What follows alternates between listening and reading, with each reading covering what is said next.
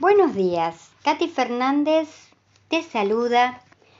Qué lindo que podamos volver a encontrarnos en este nuevo día.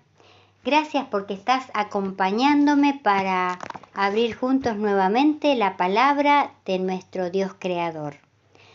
Te invito a que traigas tu Biblia y también a que oremos antes de abrirla. Amante Padre Celestial, gracias por tu palabra, gracias por tu amor, gracias por tu cuidado.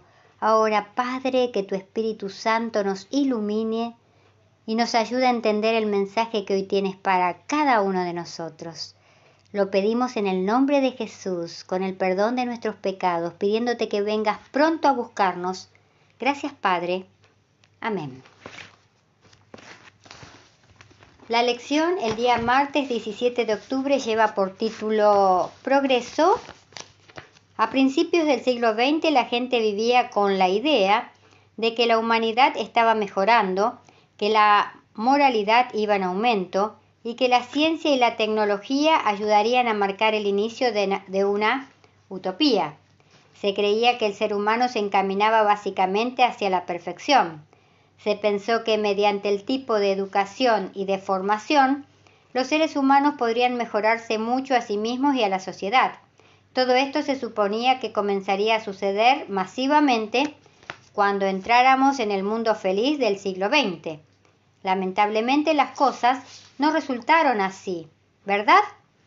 El siglo XX fue uno de los más violentos y brutales de toda la historia, en gran medida, gracias, irónicamente, a los avances de la ciencia, lo que posibilitó mucho más que los hombres se mataran unos a otros a una escala que los locos más depravados del pasado apenas habrían podido llegar a imaginar.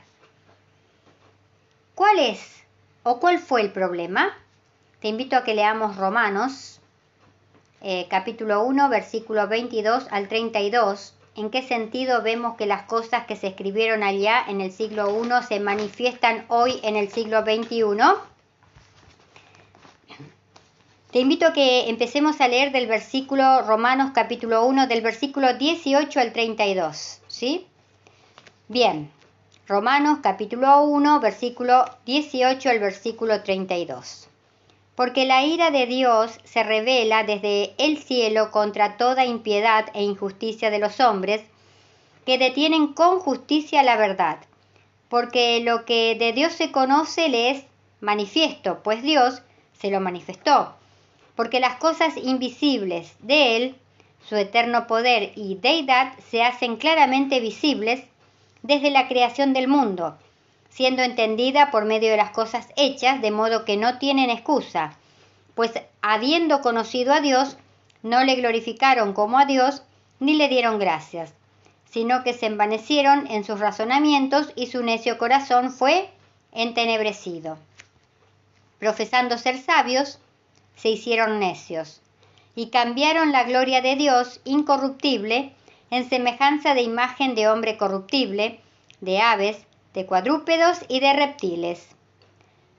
Por lo cual también Dios los entregó a la inmundicia en las concupiscencias de sus corazones, de modo que deshonraron entre sí sus propios cuerpos, ya que cambiaron la verdad de Dios por la mentira, honrando y dando culto a las criaturas antes que al Creador, el cual es bendito por los siglos de los siglos. Amén. Por eso Dios los entregó a pasiones vergonzosas, pues aún sus mujeres cambiaron el uso natural por el que es contra naturaleza. Y de igual modo también los hombres, dejando el uso natural de la mujer, se encendieron en sus lascivias unos con otros, cometiendo hechos vergonzosos, hombres con hombres, y recibiendo en sí mismos la retribución debida a su extravío. Y como ellos no aprobaron tener en cuenta a Dios, Dios los entregó a una mente reprobada, para hacer cosas que no convienen, estando atestados de toda injusticia, fornicación, perversidad, avaricia, maldad, llenos de envidia, homicidios, contiendas, engaños y malignidades, murmuradores, detractores, aborrecedores de Dios, injuriosos, soberbios, altivos, inventores de males, desobedientes a los padres, necios, desleales, sin afecto natural, implacables, sin misericordia, quienes habiendo entendido el juicio de Dios, que los que practican tales cosas son dignos de muerte, no solo las hacen, sino que también se complacen con los que la practican.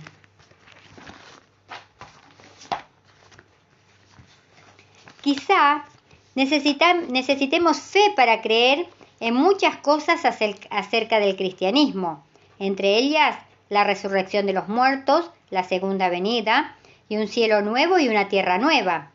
Pero, ¿quién necesita fe para creer en el estado caído de la humanidad? Hoy, cada uno de nosotros está viviendo las consecuencias de este estado caído.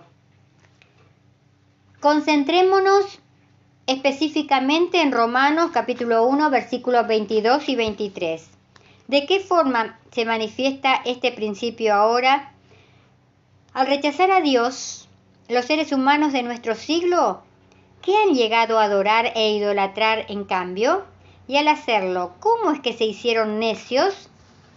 Llevemos nuestra respuesta a la iglesia el sábado. Romanos 22 y 23 dice, profesando ser sabios, se hicieron necios y cambiaron la gloria del Dios incorruptible en semejanza de imagen de hombre corruptible, de aves, de cuadrúpedos y de reptiles.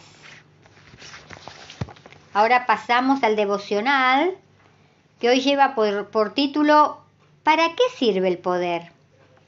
Apocalipsis capítulo 5 versículo 6 dice, miré y vi en medio del trono y de los 4 seres vivientes y en medio de los ancianos que estaban en pie un cordero como inmolado.